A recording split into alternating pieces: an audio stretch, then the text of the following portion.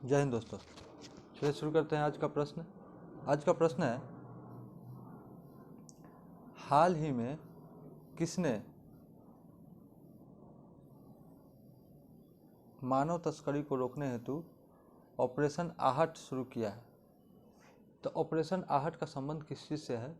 सबसे पहले देखते हैं कि मानव तस्करी को रोकने हेतु हमारे संविधान के आर्टिकल अनुच्छेद 23 में यह लिखा गया है। मानव तस्करी को रोकने से संबंध में 23 में इसका उल्लेख किया गया है।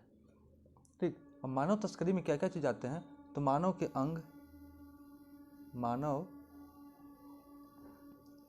अंग प्लस महिला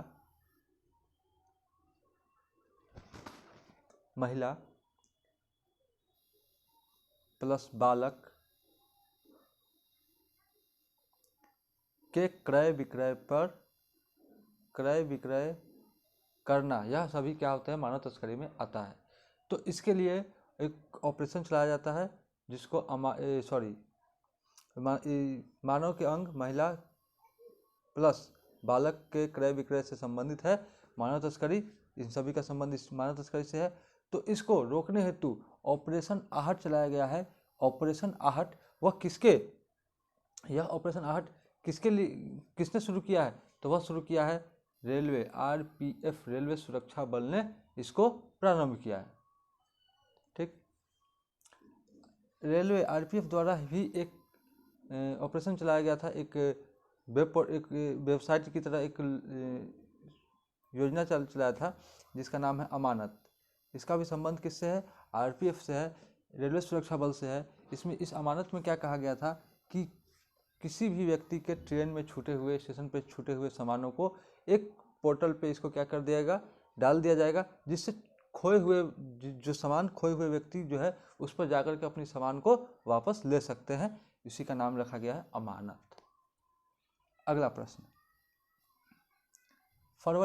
फरवरी 2022 में भारतीय सेना ने किसके साथ कोंकर्स एंटी टैंक गाइडेड मिसाइल के निर्माण और आपूर्ति के लिए 3131 करोड़ रुपए के अनुबंध पर हस्ताक्षर किए? देखिए, अब इसके बारे में सबसे पहले क्या जानना है कि यह कोंकर्स एंटी टैंक गाइडेड मिसाइल है और इसके जो भारतीय सेना ने किसके साथ मिलकर के इस एंटी टैंक मिसाइल की आपूर्ति के लिए इतना करोड़ रुपए पर क्या क्या एग्रीमेंट हुआ है, वह कौन है? भारत डायनामिक्स लिमिटेड, इसके द्वारा किया गया है। इसकी स्थापना हैदराबाद में की गई है। इसकी स्थापना। चलिए अगला सवाल देखते हैं। ओलंपिक विधि और ओलंपिक बुलेवर्ड किस राज्य या केंद्र शासित प्रदेश की स्ट्रीट स्कैम्पिंग परियोजना का एक हिस्सा है? ठीक, देखिए सबसे पहले देखते हैं कि यह ओलंपिक विधि या ओलंपिक बुलेवर्ड क्या है। तो यह क्या है कि 900 मीटर की सड़क के किनारे भाग पर क्या किया जाएगा? ओलंपिक के जो भी विजेता है, ओलंपिक विजेता की मूर्ति स्थापित की जाएगी। 900 मीटर सड़क के किनारे जो है सो ओलंपिक विजेता की मूर्ति स्थापित की जाएगी। इसी का संबंध है ओलंपिक विधि से। और यह कहाँ पे किया जाएगा? तो यह दिल्ली में किया जाएगा। चलिए कुछ तथ्य देखते हैं हम लोग किसके संबंध में, टोक्यो ओलंपिक के संबंध में कुछ तथ्य देखते हैं। एक मिनट, टोक्यो ओलंपिक के संबंध में कुछ तथ्य देखते हैं। इसमें क्या है, टोक्यो ओलंपिक जो हुआ है इस पर कितने नंबर का हुआ है? 32वां संस्करण हुआ है। टोक्यो ओलंपिक का कितना संस्करण? 32वां संस्करण हुआ है। कहाँ पे आयोजित हुआ है? तो यह टोक्यो में आयोजित हुआ है। ठीक, इसका शुभंकर क्या था? इसका शुभंकर कौन थे? मिराई तोवा इसके क्या थे? शुभंकर। ठीक, भारत के पास कितने पदक जीते? पदक कुल कितने आए? तो कुल पदक आए कितने? तो 1 गोल्ड, 2 सिल्वर, 4 ब्रॉन्ज, टोटल 7 पदक आए। ठीक, टोटल 7 पदक आए। अब इसमें रैंक क्या आई? भारत की रैंक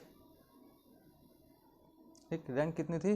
तो रैंक थी 48 रैंक थी। अब यदि इसकी बात की जाए, इसका थीम क्या था इस बार का, तो थीम था क्या हुआ था? लक्ष्य तेरा सामने है, यह इसका थीम है। और किसने गाया था? मोहित चौहान ने इसको गाया था, लक्ष्य तेरा सामने है। देखिए 7 पदक विजेता के नाम है जिनके बारे में हम लोग कुछ देखते हैं। मीराबाई चानू, मीराबाई चानू, इनका संबंध किससे है? इनका संबंध है वेट लिफ्टिंग से, वेट लिफ्टिंग से इनका संबंध है। इन्होंने क्या जीता? सिल्वर मेडल जीता। पीवी सिंधु, इनका संबंध बैडमिंटन से है। इन्होंने कौन सा मेडल जीता? तो ब्रॉन्ज मेडल जीता। लवलीना बोरगोहेन, इनका संबंध किससे है? इनका संबंध बॉक्सिंग से है। और इन्होंने कौन सा पदक जीता? इन्होंने भी ब्रॉन्ज मेडल जीता। ठीक। हॉकी टीम, यह 41 साल बाद, यह टीम 41 साल बाद जर्मनी को हराकर जीता है कौन सा मेडल? Bronze medal.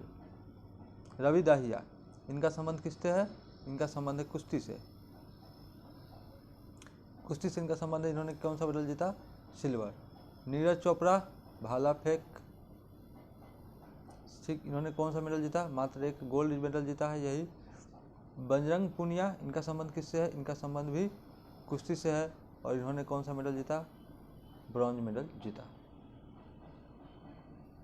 चलिए अगला प्रश्न देखते हैं। हाल ही में कहाँ पर दुनिया के सबसे बड़ा इग्लू कैफ़े खोला गया है? इग्लू कैफ़े क्या है? इग्लू क्या है कि एस्किमो जनजाति के बर्फ़ के बने घर को क्या कहते हैं? इग्लू कहा जाता है, इग्लू। ठीक, तो यह क्या है? इग्लू कैफ़े खोला गया है जम्मू कश्मीर, गुलमर्ग के जम्मू कश्मीर में खोला गया है। इसको यह भी क्या है कि यह भी एक बर्फ़ का बना हुआ घर है जहाँ पे आप लोग जाकर के चाय नाश्ता पानी आराम से कर सकते हैं, कैफ़े की तरह बनाया गया है, दुनिया का सबसे बड़ा। ठीक, अगला प्रश्न। केंद्रीय बजट 2022-23 में प्रस्तावित की गई पर्वतमाला योजना का नोडल मंत्रालय है। यह क्या है? पर्वतमाला का नोडल मंत्रालय, इसका संबंध किस चीज़ से है? देखिए सबसे पहले क्या है कि ये पहाड़ है, ठीक, ये भी पहाड़ है, ठीक ना। अब क्या है कि पहाड़ पर पहुंचने के लिए, मान लीजिए कि हम यहाँ हैं, हमें पहाड़ पर पहुंचना है, यहाँ आना है, तो पहाड़ पे पहुंचने के लिए क्या है, एक जो उड़न खटोला की तरह जो बनाया जाता है, उड़न खटोला की तरह, ठीक, इस पर बैठ के हम लोग आ जाते हैं। ठीक, तो पहाड़ों तक पहुंचने के लिए एक रेप वे का जो प्रयोग किया जाएगा, जिसको पर्वतमाला कहा गया है। ठीक, और इसकी कुल लंबाई 60 किलोमीटर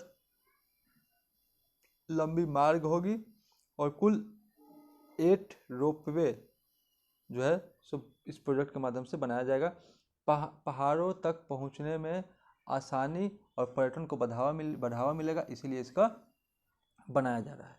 ठीक, तो क्वेश्चन कर रहा है कि प्रस्तावित इसकी गई पर्वतमाला योजना का नोडल मंत्रालय कौन है?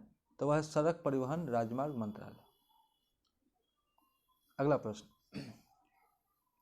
हाल ही में सेल्स फोर्ब्स द्वारा जारी वैश्विक डिजिटल कौशल सूचकांक 2022 में सबसे अधिक तत्परता सूचकांक का देश कौन सा है? वह है हमारा भारत, जो पहली बार किसी सूचकांक में पहले स्थान पर आया है, वह है भारत। यानी डिजिटल स्किल सीखने के लिए तत्पर कौन है सबसे ज़्यादा? तो वह है भारत। सेकंड नंबर पे ब्राज़ील, सेकंड स्थान पे ब्राज़ील। कुल देश कितने हैं? कुल देश वह 19 देश इसमें क्या है, शामिल है। चलिए अगर खुशहाली सूचकांक में भारत की रैंक 139, 139वां रैंक। भुखमरी सूचकांक में 101वां रैंक। और प्रेस फ्रीडम सूचकांक में भारत की रैंक कितनी आई है? 142वां रैंक आई है। ठीक, चलिए अगला प्रश्न देखते हैं। 14 फरवरी से 18 फरवरी 2022 के मध्य भारतीय रिजर्व बैंक द्वारा वित्तीय साक्षरता सप्ताह मनाया जाएगा। इसका थीम क्या है? इसका थीम है गो डिजिटल गो सिक्योर। इसका थीम है, यह सप्ताह मनाया जाएगा और 14 से 18 फरवरी के बीच मनाया जाएगा। और आरबीआई के यदि बात की जाए वर्तमान गवर्नर कौन है, तो वह है शक्तिकांत दास। कितने नंबर के हैं? 25वें नंबर के यह गवर्नर है। और आरबीआई की यदि बात की जाए, आरबीआई का राष्ट्रीयकरण कब हुआ? 1 जनवरी 1949 को राष्ट्रीयकरण हुआ। स्थापना कब होती है? 1 अप्रैल 1935 में इसकी स्थापना होती है। अगला प्रश्न, 14 फरवरी 2022 को भारतीय अंतरिक्ष अनुसंधान संगठन वर्ष 2022 का पहला उपग्रह EOS-4 किस प्रक्षेपण यान से लॉन्च करेगा? 14 फरवरी को यह लॉन्च करेगा और यह किसके द्वारा लॉन्च करेगा? PSLV C-52 के द्वारा इसको लॉन्च करेगा। EOS का मतलब अर्थ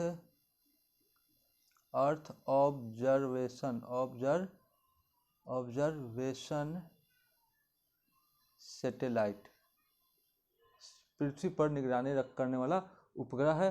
यह 2022 का, देखिए 2022 का पहला उपग्रह EOS-4 इसको लॉन्च करेगा इसरो। चलिए अगला प्रश्न, चलिए यहीं तक था। चलिए धन्यवाद।